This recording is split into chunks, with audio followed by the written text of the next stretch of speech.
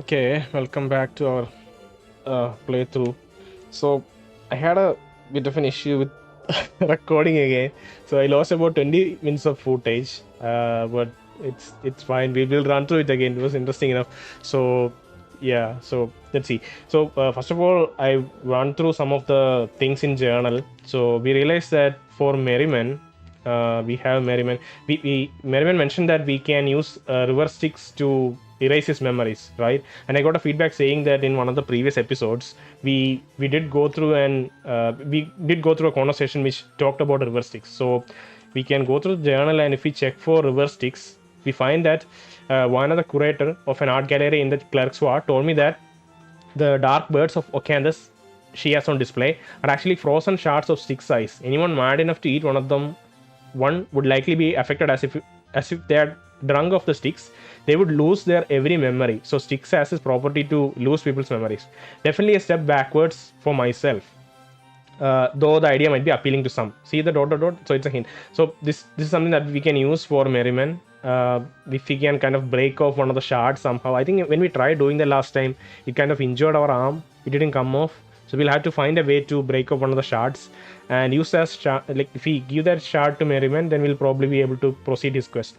There's also this entry long ago, like from our very first conversation with Mort, when he reads the entries from our the words tattooed on our back. It talks about stick wash here, right? You feel like you have been drinking a few kegs of stick wash. So at that point, I just assume stick wash is kind of maybe like a rum or something from this world, but apparently it's just the water from the real river flowing in the lower plane, and this is probably like it has the ability to erase our memories, right? So that's probably why we have mentioned it in this way. Like we're mentioning that we might have drunk a few kegs of stick wash because we're not remembering anything, right? So the nature of stick wash has been mentioned or like hinted at even from like long ago. So that's about Merriman. Then we also have a couple of other pointers, and like I have written it down in a note. The things that we have to pursue. So in Foundry, we know that if you go to Foundry, we know how to proceed the quest now, because last time we went there we couldn't. There's an empty cauldron there which we can interact with. So we'll have to go back to Foundry at some point to proceed that quest. Then there's also Siege Tower, which is in the lower ward, which people can't get into. And Nameless One, in one of the previous episodes we checked the recording, you can see that we had a conversation where Nameless One kind of suggestively say that maybe the way to get into the siege tower is not wanting to get in, right? Because everything in sigil can be a portal, as well as any kind of action or interaction or thought or object can be a key. And everyone has tried to get into the siege tower, nobody has managed it. And Nameless One suggested that in that conversation with the NPC said that there's a drawbridge for the siege tower, the backside of the siege tower. And if we go there and we stand there and maybe think that we don't want to get into the siege tower, maybe we'll get in, right? So Nameless One has that memory in his mind, or like he has an instinct to say that. So maybe he knew it from earlier, or he's just too intelligent and he just knows that. So that's one way we can get into the siege tower. SCIG. It's not even SIEG. Okay, siege tower. There is a sealed siege tower here in Lower Ward, so I am told. A lot of people would like to gain entry to. Nobody has been able to gain access no matter how hard they tried. It may be a strange idea on my part, but maybe a secret to getting in is not want to get in. See? So maybe it's a strange idea. Maybe he knew it from his past incarnation somehow. We'll see. The boy Lastro says there's a portal located on the drawbridge-like device east of the market. He thinks the portal may lead into Siege Tower. Maybe I should check this out. This is another thing that we should check out, right? So Foundry, Siege Tower. So these are two things. We have to find the stick wash for Merriman. Then last episode we went through two of the lectures in these two halls. Interesting lectures. And also we tried to open our journal and read it, the dodecahedron journal, but we can't understand the writing, and we are supposed to find a linguist or a specialist who can help us read that. So for that we have asked Splinter, and add some questions. And there's a question first. This first question here is there a linguist or a scholar here who could help me with the language in this dodecahedron, right?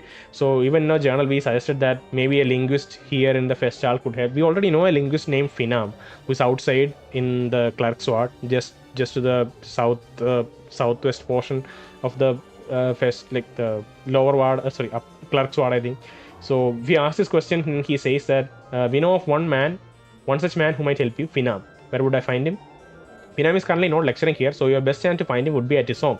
Walks out of the festival entrance between Vana's gallery and the Apothecary. You will see it on your right, a small 5-sided home west of the Curiosity Shop.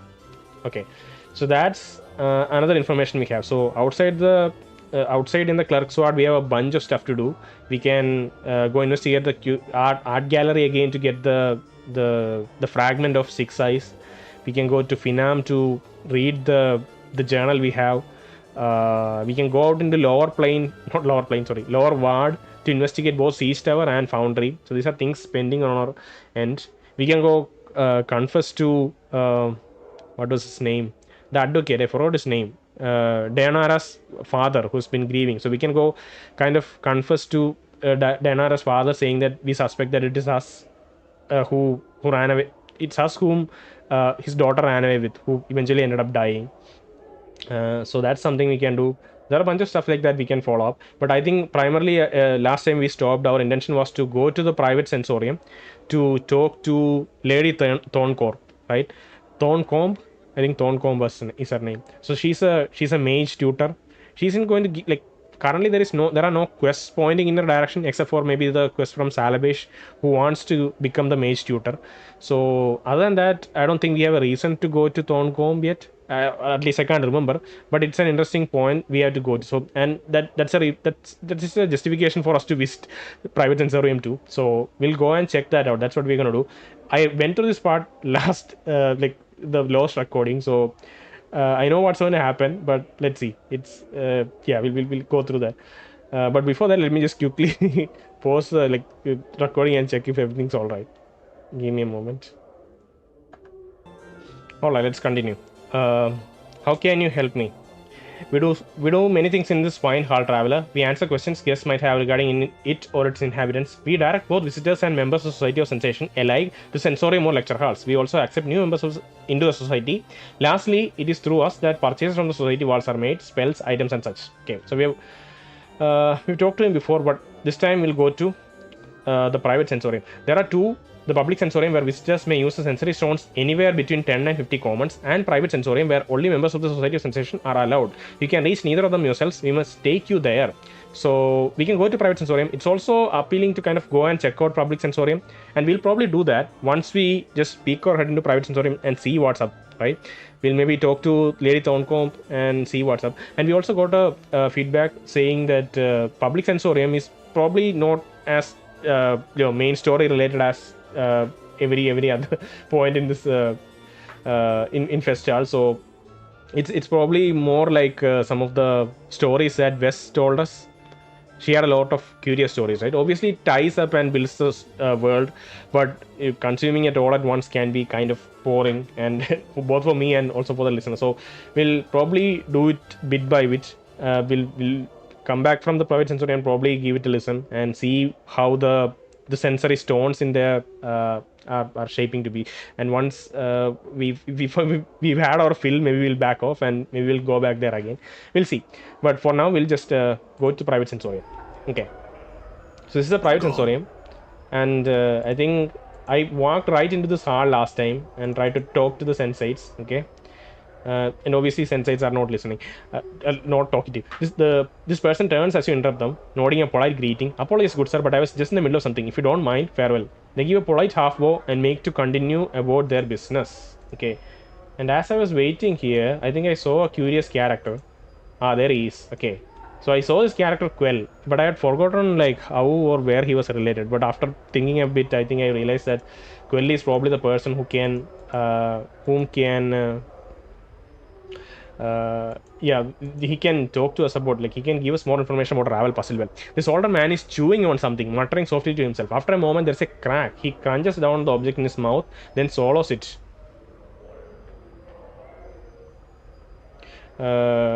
His bushy, brassy white eyebrows furrow for a moment, rise, then furrow again. He's enjoying the whatever he is eating. Enjoying like this is like soaking it in. Without so much as looking at you, the man reaches into his tunic, pulls out a puce-colored bowl, regards it curiously for a moment, then pops it into his mouth. I said greetings. He's too focused on his activity. The man frowns and waves you away, then nods to himself thoughtfully as he savors the flavor of water he's put into his mouth. I've got some questions. The man smirks, bites his thumb at you, then abruptly pauses. His cheeks swell, and with a violent gag, he spits out a large black fly, which begins to buzz around the chamber. Minorosian candies be damned, he cries, shaking his fists at the insect. He whirls on you. What? I had questions about you. He pops a small red candy into his mouth. Do you always traipse about molesting puissant mages with your ignorant prattle, babbling, blathering, chittering, chattering? The candy shoots from his mouth on chattering, flying in a high arc to land on the floor with a wet plip. He stares at it sadly. My question, sorry about your candy. Pick it up and eat it. I tried to back away from this conversation last time, but the final option is to pick it up and eat it, which is so weird. Sorry about your candy. It was so tasty too, he mews. He suddenly looks up, snarling. Sorry, as you should be, you piking dung beetle. Mages deserve respect, and bashers like you should know their proper place. He begins to jump up and down. Proper place, proper place. Calm down, I only mean to ask you some questions. I care not, you yeasty, beef-fitted pignut. His eyes bulge out. He jabs his finger at you. Now off with you. Off with you, and do not return without being prepared to show the proper respect. Come bearing tribute, a gift. He suddenly draws close and whispers from the side of his mouth. Candies or chocolates would be nice, but nothing common, mind you. Bring something exotic. Now be gone. Okay, so we already have something we can trade with him, right? We have the chocolate quasit from the curiosity shop, which is probably an exotic candy that'll be to his liking. Wait, I've got this imported chocolate. I could give it to you as a gift. Fine, I'll look around the ward for something suitable.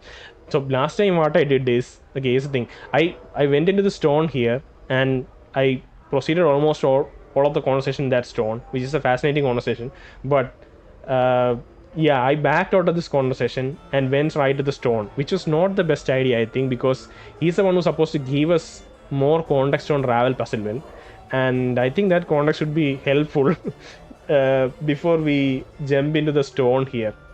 I kind of have the. Let's see. Let's give him the chocolate. Oh, his demeanor changed in an instant. Very kind of you. Very gentlemanly. May I see? Show him the chocolate corset.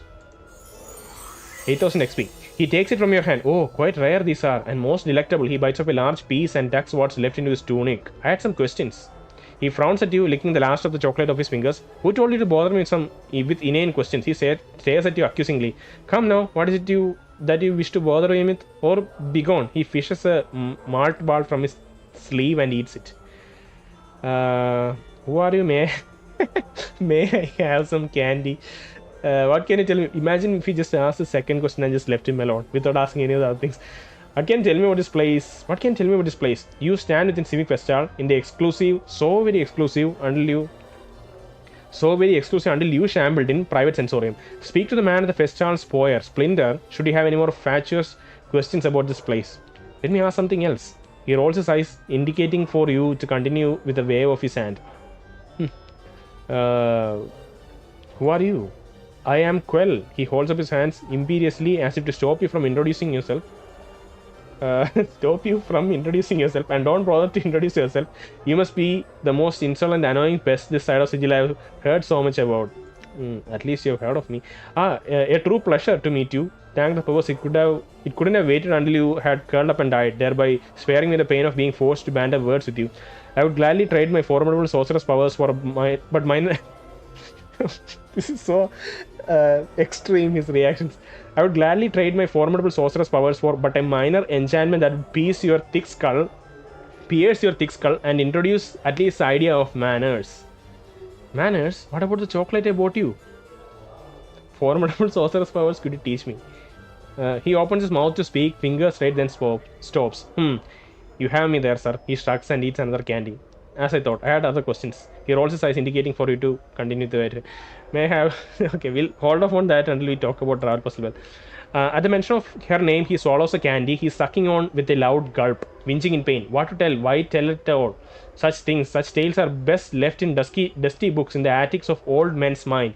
Evil, evil, such a name, and such dark tales swarm about it like flies on a corpse. Just the same, I need to tell me. He rolls his eyes, slopping another candy into his mouth. She's a night hag, my boy, who came to steal all evils and cackles. She was alive with shadow magic, ready to butt heads with the Lady of Pain. Balmy old hag, only succeeding in getting herself maced. She's likely dead by now. Shadow magic, I might have find her maced, Lady of Pain. Okay, shadow magic. Yes. He seems uneasy about speaking of her. Ravel dabble, not dabble, but excel in all schools of magic. She knew shadow magics of illusion, and shadow substance, shadows, residues of dead things. So we know shadows keep attacking us, by the way. How might I find her? Why would you ask such a thing? Why would you ask such a thing? Are you mad? What could you possibly want with an evil creature? She knows something about my past. Doubtful. She was maced many centuries ago. Gone, penned in the dead book she is. And even if she were somehow still clutching to life with her blackened, bloody talents, what could she possibly know about you? If she was in the spitting image of cackling evil, that is, and was even willing to help you. I'll just have to hope she's alive and will help me. By Lesh's 6 steeds and her sullen tummy, what a flickering candle of hope hurled into the howling winds of pandemonium that is. Flicker, flicker, whoosh. Don't be any more the fool than you need to be. I must still seek her out, whether she's dead or alive. So if she's dead, as she most likely is, then what is your plan, may I ask? You have everything all figured out, do you? Quell is just about blowing words out of his spits nonsense. Nothing. What do you plan to do if she's in the dead book, eh? I don't know, I'll figure something out. This guy is just so full of energy. He should stop eating candies for like, I don't know, a couple of hours to calm down a bit. I don't know what, I'll figure something out. What do you think I should do? The first brilliant question you asked me. I think you should give up this clueless idea of entering mazes and chatting with night hags and lob back into whatever crypt you crawled out of. Makes far more sense than fishing for the lady's anger it does. Can you tell me how to get to her maze? Lunatic, madman, Adelko, have you not listened to a word I've said? She's imprisoned in an interdimensional maze for trying to best the Lady of Pain. That means she's at least 10 times as bammy as you, and at least 100 times more powerful. She's also most likely dead, thrice dead, and if by some happenstance she isn't, she'll make you dead. I understand, but I really need your help. Can you tell me how to reach her or not? Quell goes quiet, chewing on his lip. After a moment, he fishes around in his tunic for a mint, then plops it into his mouth. You're serious? Serious now? Why so serious? So batter bent. So mule stubborn. His eyes. Well born, clueless. Die clueless. Yes. All mazes have portals. All mazes have portals. This much I know to be true. A way in, a way out. That is how the lady fashions them. I do not know the portal, its location, or even its form, but I am told its key is a piece of Ravel. A piece of Ravel? But if Ravel is maze, then how am I supposed to... Then you'll have to make do. Find something that has Ravel stained in it. Mayhap. That is all I know. All. Bother me no more about it. If you want to go pestering someone about something like that, go to the brothel of slating intellectual lux. One of the ladies there is bound to have met someone or know something that will help. So this is probably talking about... Was it Echo? I think it might be Echo. Echo is someone who cannot speak right now. And we need to chase down Dolara's lover. This is such an interesting chain of quests. And by the way, talking to the stone here will reveal some more interesting secrets. And it's such a chain of events. And we'll have to we'll have to solve all of these side quests if we want to chase it back, I think. Because if you want to talk to Echo, we need to retrieve her voice, and she's been silent since Dolora has taken one of her... I think it was Dolora. I forgot all the interesting little soap opera going on there. And Dolora is the one who asked us to contact Merriman to unlock her heart, because Merriman has a literal key to her heart, and we had some interesting revelations about Dolora when talking to Merriman. And we also know that Modrons were watching Dolora, presumably because she's also a clockwork kind of mechanical being, probably. Uh, and yeah, Merriman has the key to her heart, which allows her to leave uh, the brothel of slating intellectuals. This must sound like so balmy for someone who's listening to this for the first time, but it all makes sense. Go back and watch the previous episodes, maybe find out what this is all about. But yeah, so yeah, we will have to find a piece of Ravel, and then but she's already probably dead or at least maced, so we don't have a way to, it's her, like, we are trying to reach her by having a part of her as a key, so we have to find it some other way, so we'll have to go talk to Echo. Thanks. I had other questions. Yeah, may I have some candy now? A candy? And once more, for good measure, a candy? What, pray tell, makes you think that I would give a candy to a shirtless, impertinent pumpion such as yourself? He taps his foot, arms crossed, awaiting your answers. Would you sell something? Now that I might, but I would warn you, I sell no ordinary candies, but chocolates of power. He draws this last word out, rubbing his hand together greedily. Chocolates of power? This has kind of diverged into a different conversation. I'm sorry about that, but let's just quickly get through it and get out of here.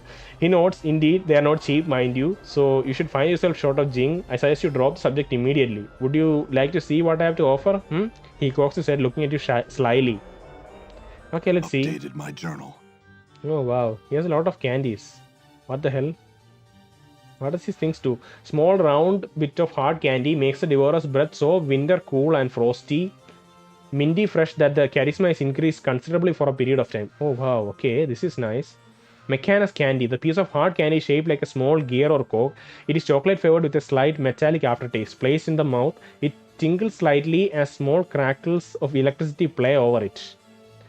If conditions are right, lightning has been known to issue from or strike the eater of such candy.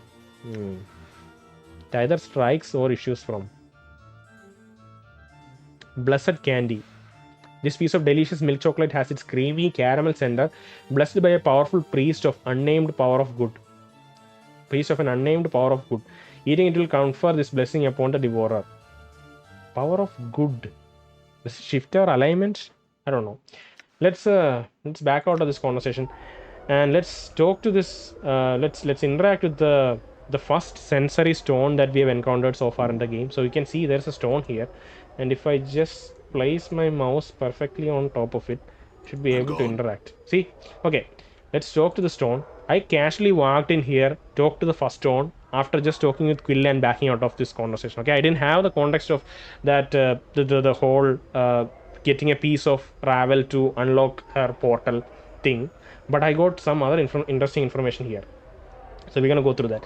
This sickly green stone is securely fastened to the pedestal it rests upon. The inscription beneath it reads "The Messenger."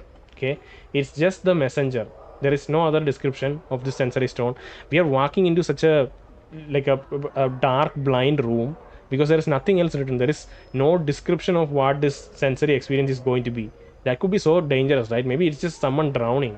We wouldn't even know unless we started experiencing it. So anyway, let's dive in. Begin sensation. As you touch the stone, its green exterior sharpens, clashing, its brightness becoming more than you can bear, so much so you close your eyes to shut it out. Close your eyes, submerge into the experience. As you close your eyes, you feel the skin along your arms become numb, as if all sensation is being bled from them. Tired, so tired. You try and blink, yet the darkness remains. Your lids feel soft and sluggish, unresponsive. Okay, you're sitting on what feels to be a dirt floor. All around you is a smell of coppery blood and herbs. Why are you here? You came to here to what? Your memory fails you, but you feel a growing panic beginning to well up within you. Try and get your bearings. Awake now, are you? A questioning all are done. The voice is an old woman's, thick and scratchy, as if trying to force its way past a thick layer of dust. Try as you might, you cannot open your eyes and see the woman. But you feel a shiver of fear. Something is wrong, terribly wrong. You try to respond, but all you manage is a ragged croak. You can't feel your tongue. And your eyes? What's wrong with your eyes? Listen. Now, a see me you did, a spoke you did, and poorly.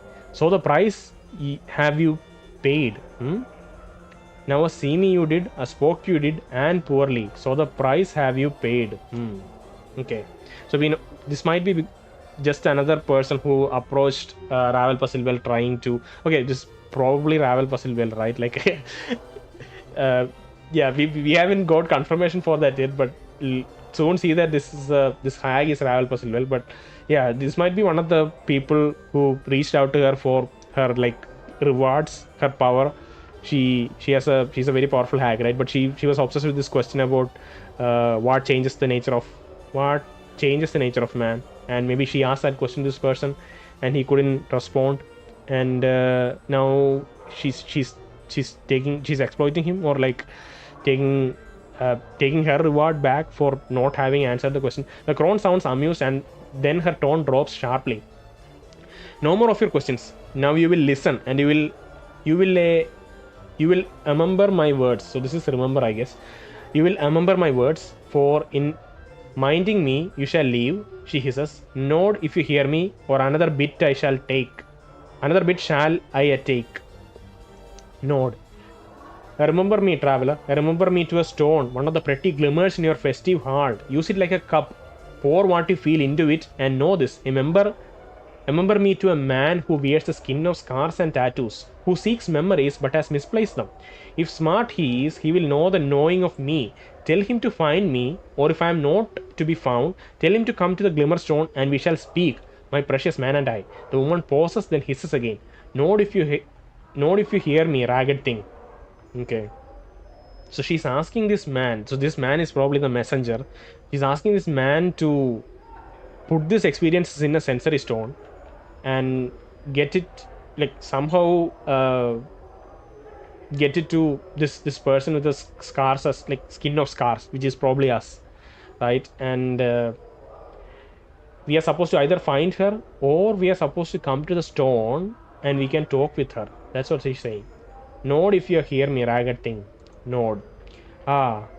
Pretty polite to listen so long. When he comes to the Glimmerstone, tell the man to speak my name, and your pain shall not have been in vain. So she's telling the memory that when we are approaching the stone, we should speak her name. The crone's voice trails off as if distracted. You try to speak again, but there is only sick gurgling noise. What happened? Who is this person? Who are you? And you begin to feel yourself slip into unconsciousness. Okay. This is a very horrific experience, because this person again is not someone who this person is probably not someone who regenerates like Nameless One. So if he lost an eye or a tongue, then he probably, he doesn't grow back, and he had to somehow crawl his way back from wherever Ravel was to the festival to pour this experience into this cup, probably just because he was too scared, because if he didn't do it, then maybe Ravel will catch up with him or something. So that's probably what happened. And I had a curious thought at that point about whether you remember the guy with the head in the steel box, right? Mertwin, the headless, and he mentioned for a moment that his head was more horrifying than his body, and that's why he wants to keep it locked in. And I had a thought for a moment that maybe it was Mertwin. His eyes and his tongue maybe were destroyed by Ravel, but he could speak to us, so I don't think his tongue is totally destroyed. Maybe he regained his ability to speak, maybe someone else, we don't know. Ravel, it is I. So this is something we can speak. After having listened to the or experienced the memory, we kind of realize that Ravel has done this devilish devious thing to just get to us or interact with us, and somehow we'll be able to maybe speak to her through the stone, which isn't a conventional thing. This is only supposed to be a memory device. We're supposed to just dump our memories in here so that people can experience. This is not supposed to be anything more, but Ravel is super powerful, right? So maybe she figured out a way to use it in ingenious ways. So we're gonna shout Ravel, it is I. We're probably like dozing in front of the stone right now, right? We're having the sensory experience, so we are probably not speaking it out to the room, but probably within the sensory stone experience we are shouting her name. Ravel, it is I. Updated my journal. There is silence. Ravel? 6,000 experience. Ah, my precious man, there is a slow shuffling of feet, and you feel a sharp pinprick in your left eye. You gasp, and suddenly, barely, you can see with your one and only one eye. So I think all the descriptions above were just sounds. Uh, yeah, you can't see her. You can only hear her voice, thick and scratchy, and you also feel that we can't feel our tongue when you try to uh, respond to her, and you can't see either. So this is the first time she's allowing us to see. I think there's a slow shuffling of feet, and you feel a sharp pinprick in your left eye. You gasp, and suddenly, barely you can see with one and only one eye. You lie in a grey hut upon a dirty floor where your bright red blood, has seeped into the surrounding grey dust. Your arms are gone, your legs have been hacked off at the knees. Okay, there's no way that's Myrtle. Myrtle's legs were fine. Hacked off at the knees, yet you feel numbed. There is no pain, only fear. There is someone above you, someone looking down on you. Look up. And by the way, this person would have been. We could assume that this person came here 300 years ago, even before 300 years ago, because Ravel has been mazed for the past 300 years or so, right? So this should have been deposited here by, if it was a normal man who survived that experience, and it should have been deposited here by someone who's, at least lived at least 300 years away, 300 years ago. There's someone above you, someone looking down. Look up. As you look up through your bloody blurred vision, you see a horrid bluish grey face, grinning with yellow tusks. Grinning with yellow tusks. What the hell? Tusk? Okay. Ravel is pleased. He wondering I was if this messenger would make it. For weak he was when his bits were placed on my plate. She holds up a talon in front of you, and impaled on the tip of it is an eyeball, the right one. Yet to the festive hall he returned, it seems, and our time together has been shared. Has he shared? And now you have come success. Ravel, I have many questions for you. The crone shakes her head, your blurred vision seeing three images at once. The greyish hair is like brambles drifting down her shoulders. No, only time for answers does Ravel have.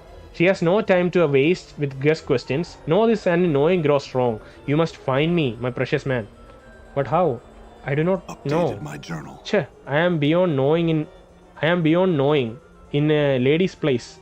Now and listen to Ravel, for there is much you must do to find me. Three things you must do. Find the door, know the key, then unlock the key. Okay. So 3 things. Find the door, know the key, then unlock the key. Door. The door is not a finished thing, at least. When I gazed upon it, but in the passing of time, perhaps now well wrought it is. Go to the place of forges and steel. Perhaps there you will find the door that takes one to me. So we need to go to the place of forges and steel, which foundry comes to mind. We can try visiting foundry. There was a large door there, and they are constructing something hidden, right? So maybe it was this door that is wrought, which is probably a door to the maze that holds Ravel puzzle well. Maybe it is constructed by decree of Lady of Pain. We don't know. We'll visit Foundry again anyway. Ravel, I know that the key is a piece of you, but I do not know how to find it. So earlier when I came to this conversation, I almost stopped after exhausting these 3 options. Okay, so that's how much I recorded last time. So earlier I had the question to ask what is the key, but right now, having talked to Quell, we have a bit more context about the key. So we are saying that Ravel, I know that the key is a piece of you, but I don't know how to find it. The key is of me. Is it not? Not? The key is of me. Is it not? Not? The crone hisses as if trying to gather her thoughts, and your vision blurs again. No picture is it. No tail, no stone. No picture it is, no tail, no stone. But the key is something of me, a labor of my own flesh and blood. Seek it, leaves it does. She maybe has a daughter or a son. My God, can you imagine? Oh god. Uh, hmm. Okay. What door do you speak of? When you say unlock the key, what do you mean? So what door do you speak of? We already know the answer. Go to the place of forges and steel. Perhaps there you will find the door that takes one to me.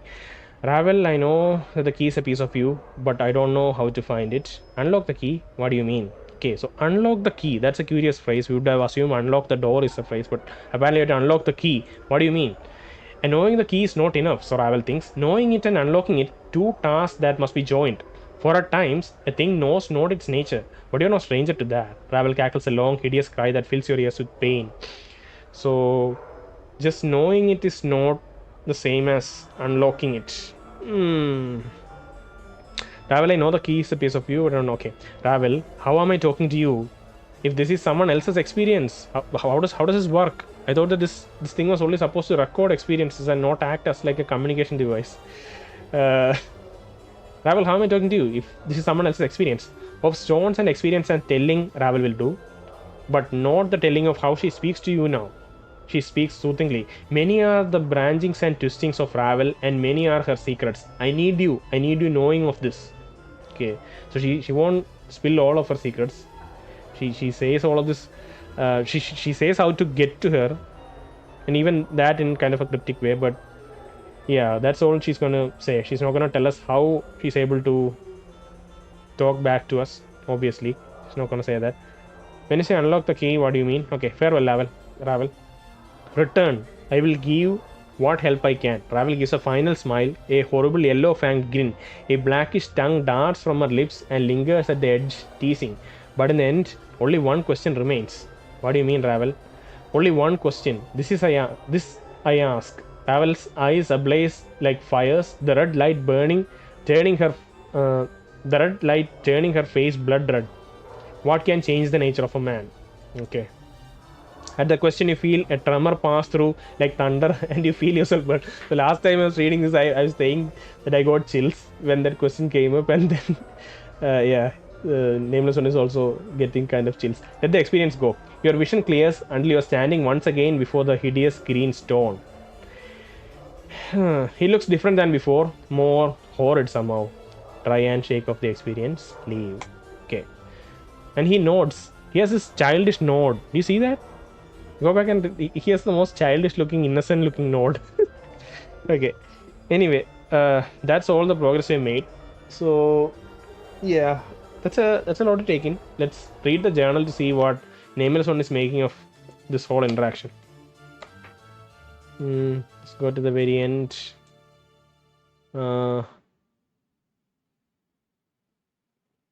Okay. A mage named Quell told me the key to the portal which will lead to Ravel's maze was, oddly enough, a piece of Ravel.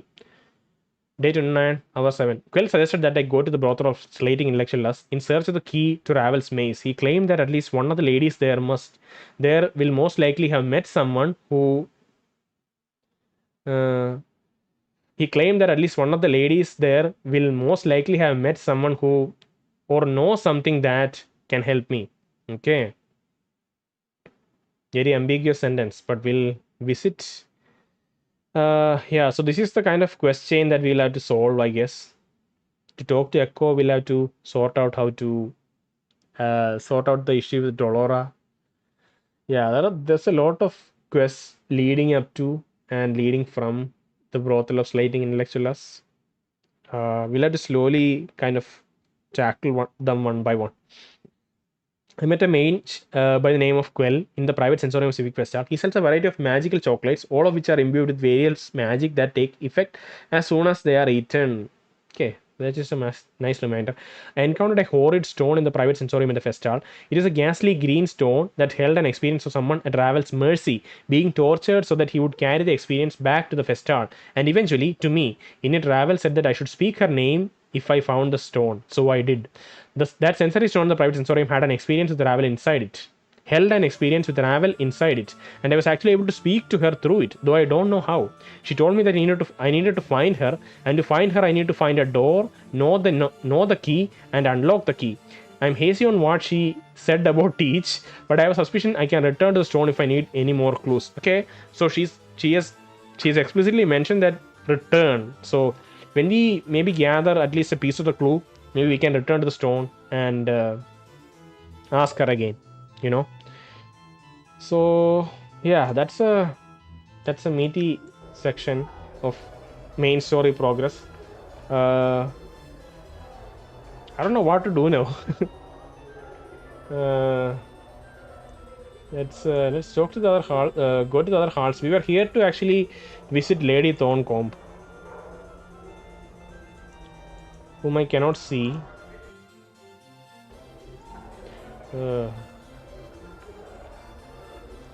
And I'm growing tired of the cheery music actually. Now I am starting to wish if it was a bit more grim, given the circumstances. Let me just reduce it a little bit. Right. So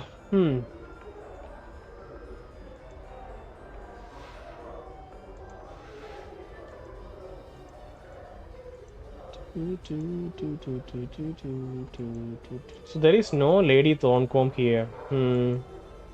It's unfortunate. Let's interact with this pink stone.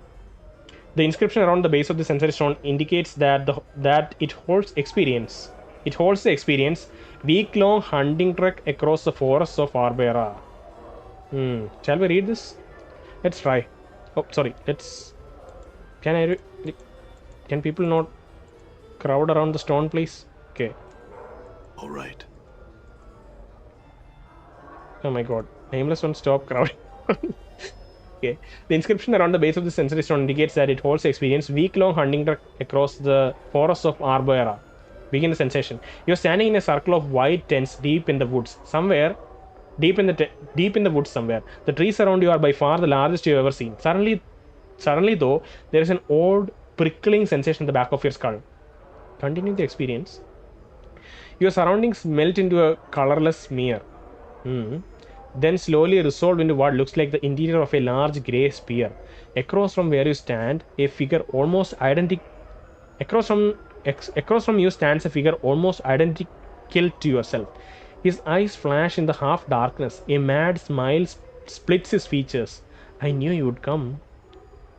Who are you? Oh, don't you know? Didn't all those filthy lying thrice damned journals tell you who I am? Those journals that were so conveniently left for me when I awoke. Wait. Don't you know? Didn't all those filthy lying thrice damned journals tell you who I am? Those journals that were so conveniently left for me when I awoke.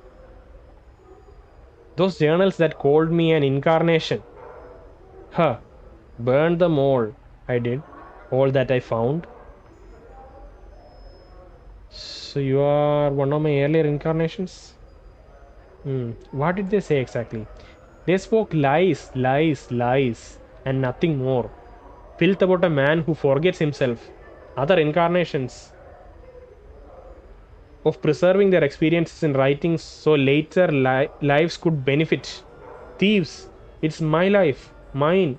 You all want to steal my body and you won't have it. Where am I? Oh, this. He gestures around him, snickering. Just a little trap, please, all. I realize that killing you body thieves might not be enough. I might have to trap you, ensnare you for eternity. You may have realized by now that there is no way out of the sensory stone. Your mind is locked here. You will note the rather sparse surroundings I have left for you, all to help the madness set in, good and quick, while your flesh rots away. He chuckles. Try and end the experience. So we might be trapped here now. I have some questions then. Okay. So what is happening here? Okay. I need to sit down. I've been standing here for some time. Give me a moment. All right. Let's see what this is. What this stone is all about. Oh, you don't know? Don't know? Didn't all these filthy lying thrice damn journals tell you who I am? Who are you? Like okay, the first experience was something related to Ravel Puzzle. Well, second was something related to. It seems to be something that's very specifically meant for us. Both the first and second. This is a private sensorium, right? I would have expected this to be things that Sensei would enjoy and experience, but seems like horrible experiences tuned just for us. I don't know. These journals that were sorry, those journals that called me an incarnation. Burned them all. I did all that I found. So one of the earlier incarnations burned our journals. What did they say? They spoke lies, lies, lies, and nothing more. Filth about a man who forgets himself, other incarnations of preserving their experience in writing so later lives could benefit. Thieves, it's my life, mine. You all want to steal my body and you won't have it. Ugh, what is this? Where am I? Oh, this, he gestures around him, snickering. Just a little trap is all. I realize that killing your body, thieves, might not be enough. I might have to trap you, ensnare you for eternity. You may have realized by now that there is no way out of the sensory stone. Your mind is locked here. You will not rather sparse surroundings I have left for you. So it's just sent, it was such an innocuous title at first. It said week-long hunting trek across the forest of Arbora. That sounds like the perfect sensory stone thing, right? And we fell for the trap, apparently. After we after we got a glimpse of the forest, it immediately dissolved and it became this gray sphere in which we are trapped. I have some questions then. Your early incarnation crosses his arms and looks away indignantly. Save for a few more tufts of hair on his head, he's identical to you. Even his arms have most of the tattoos you do. Did you create that trapped dodecahedron? How did you make this trap? Did you put those tattoos on? Okay. Did you create that trapped dodecahedron? I don't know what you're babbling about. Alright, it was me. Brilliant, wasn't it? Did you play with it a bit? Lose a finger or an eye, I hope? He chortles merrily. How do you make this trap? Can't tell you that. It'll never be replicated. The magics used in its creation were lost, even to me. Clever it is, though one experience hidden beneath other. Clever it is, though one experience hidden beneath other, so that no flesh but my own would set it off. Okay, so that's why this is innocuous, because normally people who would experience it would only see the forest and whatever other nonsense happens in the forest. But if it's us, if it's our own DNA or like our own flesh, it will trigger the second experience, which is this trap. But if your flesh sets it off, wouldn't that mean I am you? You have trapped yourself. I've trapped myself. Don't you see? So there are actually two sensations within the stone. Did you create that trapped dodecahedron also? Did you put those tattoos on? Okay, but if your flesh, okay, would this confuse the previous incarnation, or would they just brush it away? But that's not. You're one of the. I thought I put in safeguards. How could I be so foolish? Wait, he wrings his hands together, biting his lower lip. How to get out? How? I've forgotten. Wait, I am the only one who can release you, and that I will not do. If you are I, then you can release yourself. So here's the thing, right? But if you flesh set it off, wouldn't that mean I am you? You trapped yourself. So even if it could either be his second incarnation, or like a future incarnation, or it could be he himself who accidentally opened the stone and then he can't get out anymore. Because yeah, that's a safeguard, and how could I be so foolish? So that's a trap, I guess. Try to release yourself by willing the trap open. So that's all it will take, I guess. So let's go in again and check that there was one more option, right? Oh wait, it's gone now. The inscription around the base of the sensory stone indicates that it holds the experience week-long hunting trek across the forest of Arbora. Should you touch it though, you will be drawn back into that insane early incarnation's trap. I had one more question there. I even forgot what the question was. The last question there. Yeah, the tattoos. About the tattoos. The thing is, I don't know if I quick saved in between. So it's kind of dangerous. So let me quick save once, right? And let me try to load the game. See if 114, 121. That's a 6-minute gap. I don't think it's worth it. 7-minute gap. Yeah. Yeah, we lost that. We lost the ability to ask that question about the tattoos, unfortunately. I'm gone. So yeah, we'll leave it at that. Let's go see the last stone. So this is also hopefully something very relevant to us. I thought that maybe these two stones aren't too relevant to us. All right. I'm gone. All right. The base of this aquatic blue stone has been sculpted so it appears to have melted into the pedestal it rests upon. Okay. A stream of perfect azure tears drip down the sides, framing the inscription beneath the pedestal. Longing. Okay. This seems to be straightforward. The other thing was way too straightforward, maybe, for something that belongs in a private sensorium. Maybe it belonged in a public sensorium. Begin sensation. As you place your hands upon the stone, its surface ripples beneath your touch. A chill washes over your arms like plunging your hands into a mountain stream. Close your eyes, submerge into the experience. As you close your eyes, you blink and reopen them. Your eyes are brimming with tears, and you are overcome with a terrible sensation of drowning. As the sensation rolls through you, there is a stirring in your breast, a hunger, poisonous like a serpent, biting in your heart, until you feel as if your breast will explode. You want desperately to steady yourself, focus, but all that comes to your eye is tears. Wipe away the tears. You raise your hands to wipe away your tears. Your hands are soft, delicate. Your hands are soft, delicate woman's hands. They brush the stray tears from your cheek, and you cup them in your hands, each of the tears like jewels shimmering in the lights. Aren't you drowning though?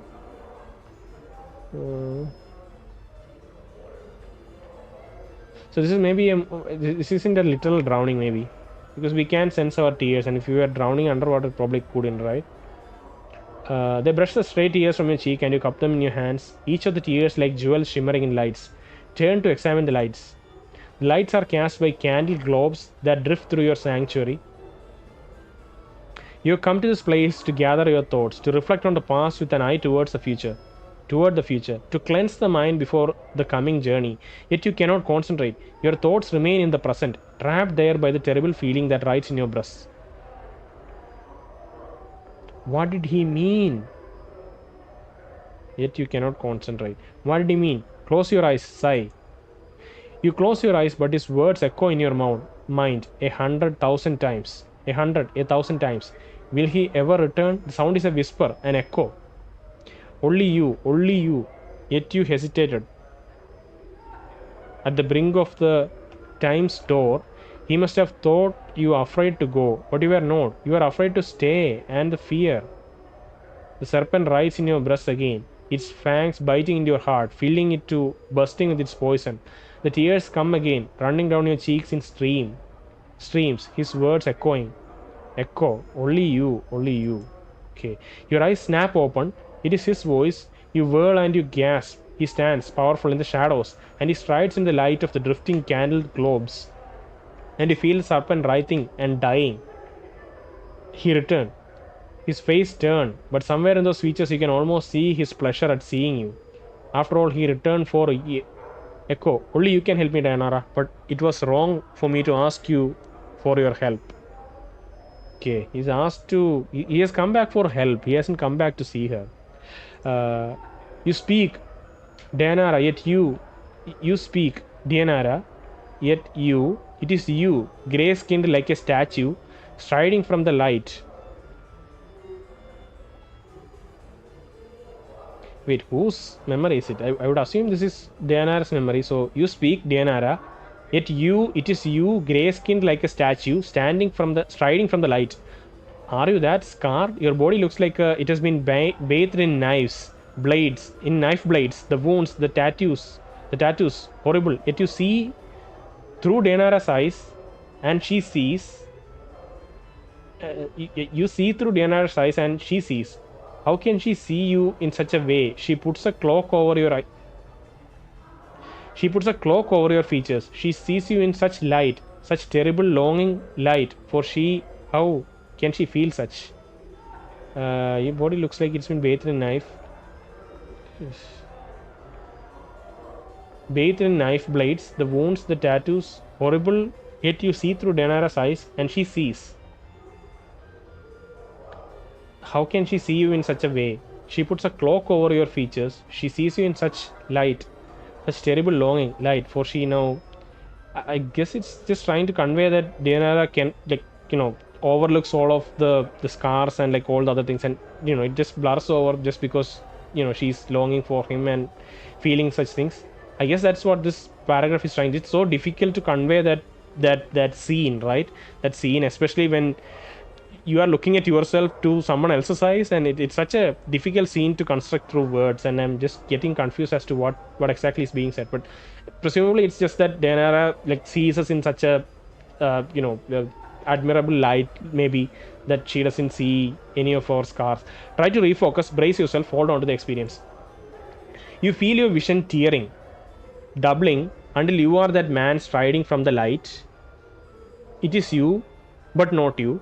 You feel yourself being torn. It is Daenerys' experience, but at the same time, it is also yours. And you want, okay, you're experiencing your own memory from someone else's eyes. Like it's your memory too, because you did it at some point, I guess.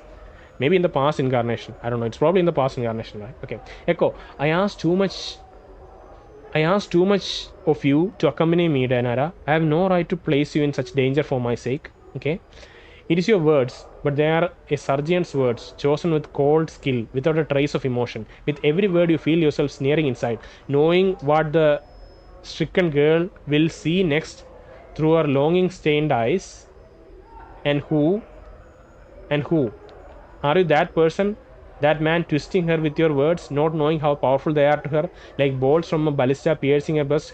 Yet she sees only relief at your return. How? How can she feel and not know you mean? How can she feel? And this is like the most distressing situation in the game so far. Like every other like horrible dismemberment and all of that, that's fine. But the cruelty and coldness that's at play here, and the manipulation, and like and he's sneering inside. This is genuinely like so disturbing to kind of think about. But let's push through. I've come to ask your forgiveness, Daenerys. I shall return to you as soon as I'm able to. Oh my god. Your vision tears again, doubling and bleeding, until you are facing yourself again, trying desperately to speak, to warn Daenerys that this is not a man, but a creature that kills for his own needs. He doesn't care about you, Daenerys. You are a tool to him, a tool he needs to. But Daenerys speaks, and you can't stop her.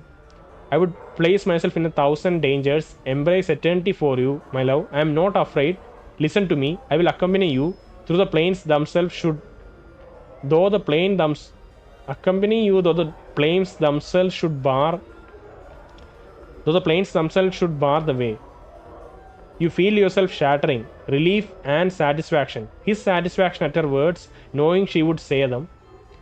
Always knowing.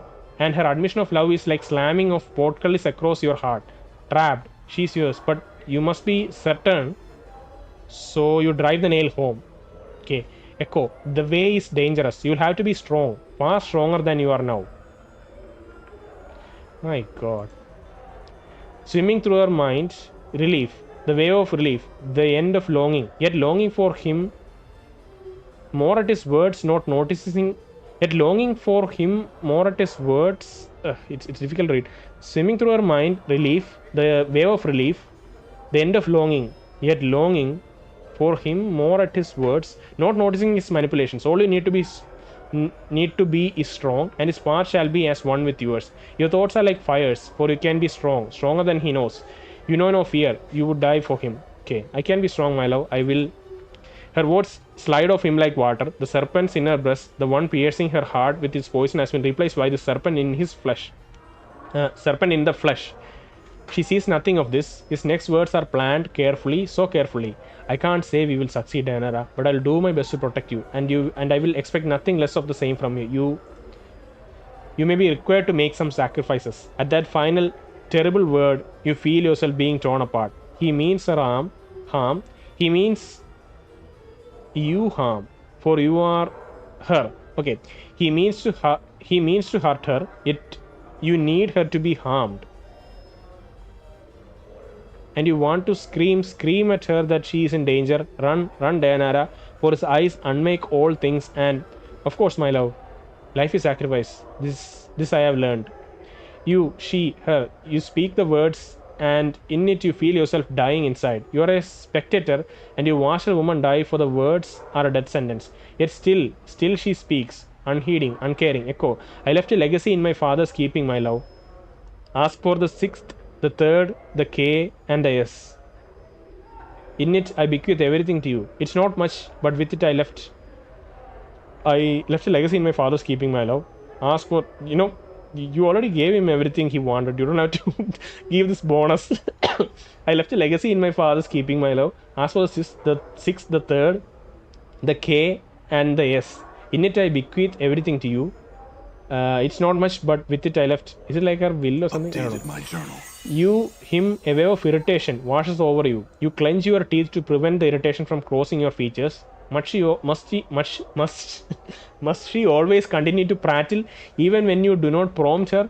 Must she? But no, keep the irritation inside. Only a trace slips out.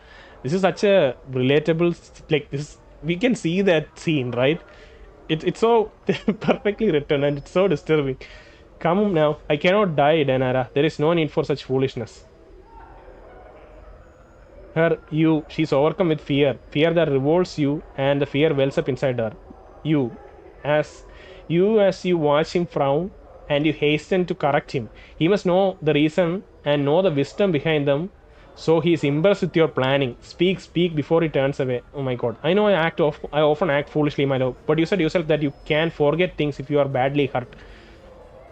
There are things in the legacy that could help you remember should you forget yourself. Updated my journal. You coldly regard her through your eyes.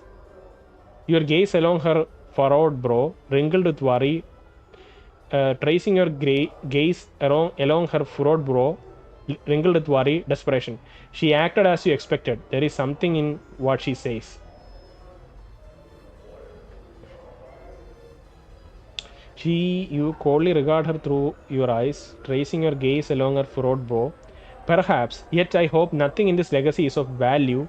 I do not want you to leave any things here in some safe that could be of some use on your journey.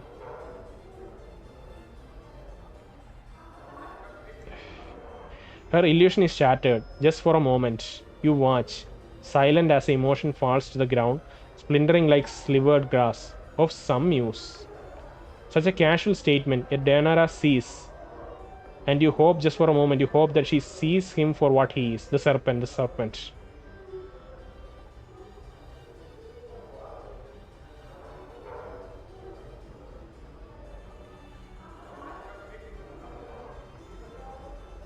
I'm just trying to... It's a difficult conversation to follow, especially when our perspective keeps shifting between us. Not perspective, or like... we are interpreting it as just ourselves and also as a memory of Daenerys, right? It's kind of difficult to follow through some of these things. Who is saying what? You coldly regard her through your eyes, tracing your gaze along her furrowed brow, wrinkled with worry, desperation. She has acted as you expected. Yet there is something in what she says. I know I often act foolishly, my love, but you said yourself that you can forget things if you are badly hurt. There are things in the legacy that could help you remember should you forget yourself. You hasten to correct him. He must know the reasons and know the wisdom behind them.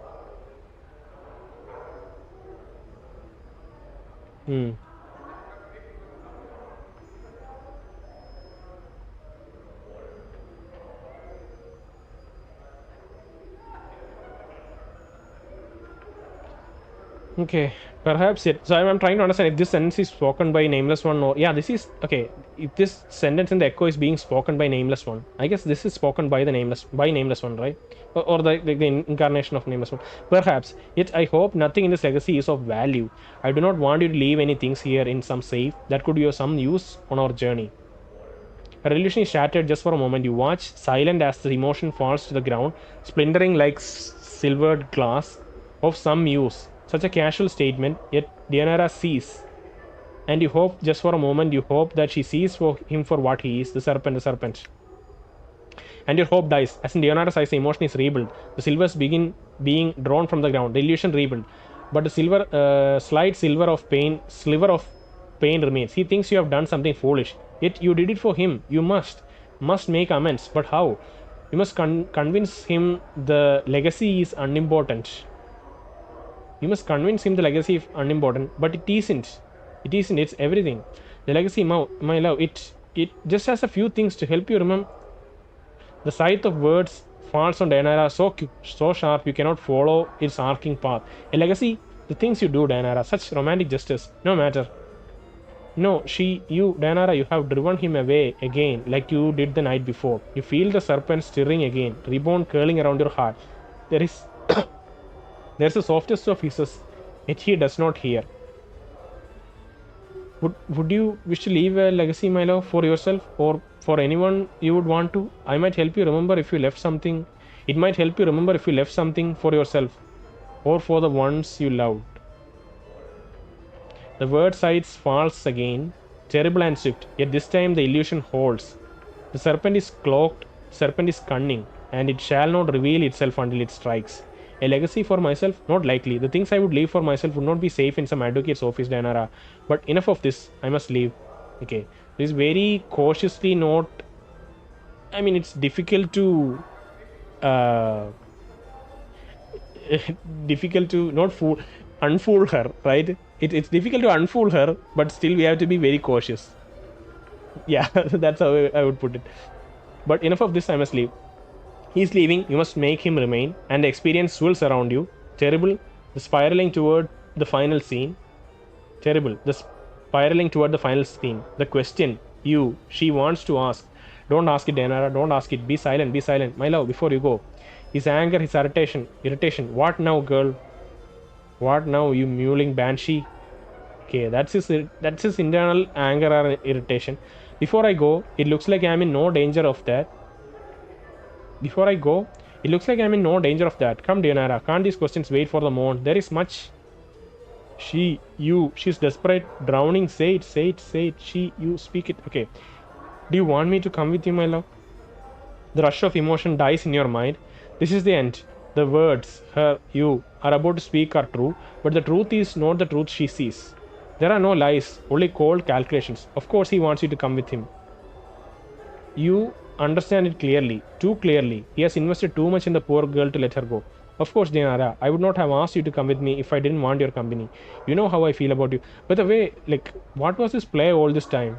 I thought that he wanted her to come with... Okay, losing the thread here. Yeah, he played her like all this time, right? Like asking her to be strong and like kind of cautiously like coaxing her, saying that this is a dangerous journey and like building her confidence for him, like making her say that she will do all of this. And I thought that ended there, but seems then he maybe got distracted and angry because of her prattling, and then maybe he's playing disinterested, and finally she just confirms that she wants to come with him. And yeah, rush of emotion dies in your mind. This mind is probably the nameless one who is currently right now. Is it? I don't know. It's too confusing sometimes. He has invested too much in the poor girl to let her go. Of course, Daenerys, I would not have asked you to come with me if I did not want your company. You know how I feel about you. Okay.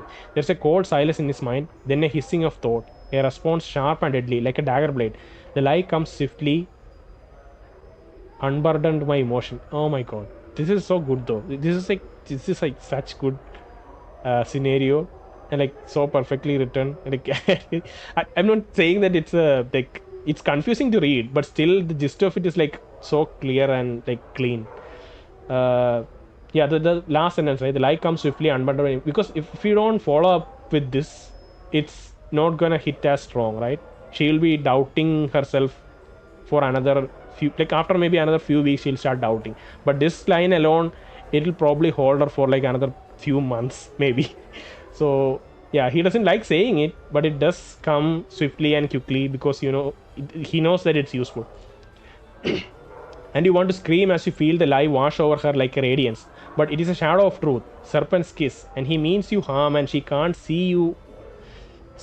You want to call out, but she's crying with joy, even as cry with joy, with frustration, joy, with despair. Okay. The emotion washes over you like you are drowning, and you need to speak. You long to speak, but you cannot. And tear yourself away from the experience. And you scream as you tear your hand away from the stone, bloody tears rushing from your eyes, running in streams down your arms, your hands to coat the stone. Blood, her blood, and you can't warn her, and you can't stop crying. Wait, what is this? I don't know what this last part is. You scream as you tear your hand from the stone, bloody tears rushing from your eyes, running in streams down your arms, your hands to coat the stone. Blood, her blood, and you can't warn her. You can't stop crying. Continue. And suddenly, far from Grace is there. Her touch is gentle like silk, and she brushes the tears from your eyes, even as you feel the screams welling up within you. You cradling your face through bloody tears. I can't bear it. I couldn't stop her. I wanted to, but I couldn't do anything. Parfungus looks into your eyes and she nods sadly in understanding. And that is the nature of longing. The desire for that which you cannot change. The desire for that which you cannot change or possess. She studies you, withdrawing her hand, now soaked in your. She studies you, withdrawing her hand, now soaked in your blood. Will you be all right? Yes, I just need a moment. Very well. Farfungus steps back. We will continue when you are ready. Take a breath. Try and collect your thoughts. As much as you want to hurl the memory of the experience from you, you hold it fast because you know it's important to remember it. It was you in that experience. It was Leonora's experience. But it was you. Your memories flooded you, and you could feel both sides at once. Who are you? Who was that? That shade of you? Turn from the stone, leave. Yeah, it's such a difficult experience to like write out in this way. Even if you made it as a movie, it would be so confusing. Because we'll have to like pause every scene and yeah, I don't know. It's going to be difficult anyway. Anyway, you try to slice it. Whatever happened here to like cleanly write it without making confusing is difficult. But at least the gist of it we know now. Yeah. And I wonder what would have happened if Far From Grace was not present in our company. If she was, maybe this last interaction wouldn't have happened. We could have come here without recruiting Far From Grace, right? So that would have been interesting too. Not interesting. Maybe someone else would have come to aid us. I don't know. Okay, so we have kind of explored the private sensorium. This happened to be the densest part of the story so far, I would say. Yeah, the main story, right?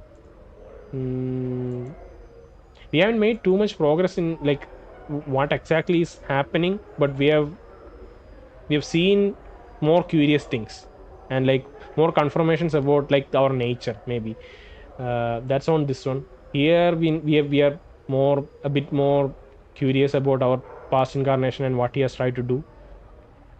Yeah, still we don't have the full context of what's going on, obviously, but probably the most interesting room we have visited so far.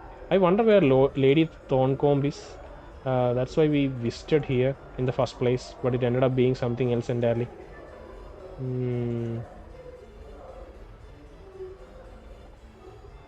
Are these faces? I think these are paintings. There are like faces in the walls. Let me search for Thorncombe once just to see if... I entered the maze training chamber of the Civic Vestal, found no tutor. One of the aspiring mages told me to seek out Lady Thorncombe in the tutor in the Festal Sensoriums. So she must have been in public Sensoriums maybe. But we visited the private Sensorium, assuming she would be here. We had all that conversation. Okay, I think we're going to stop here. That was a pretty dense episode, I would say. Especially since I had to... I lost my initial recording. I had rushed through the first sections fairly quickly. Done. But yeah, I think we'll stop here and I'll recollect my thoughts and we'll carry on next day.